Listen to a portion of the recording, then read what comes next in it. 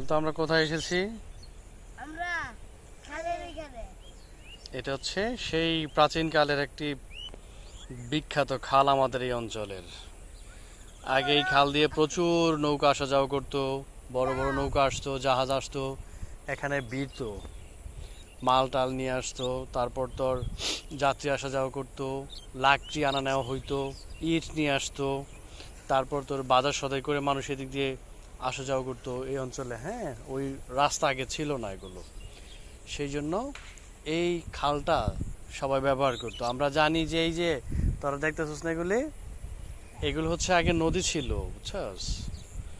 তো এই নদীগুলো এখন আর নাই, বিলুপ্ত হয়ে গেছে। দেখছস, এই যে খাল।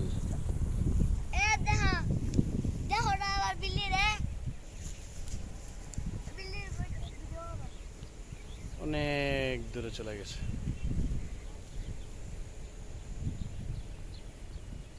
খাল ভরাট হয়ে গেছে। আগে এই খাল থেকে প্রচুর মাছ ধরা হইতো, বুঝছস?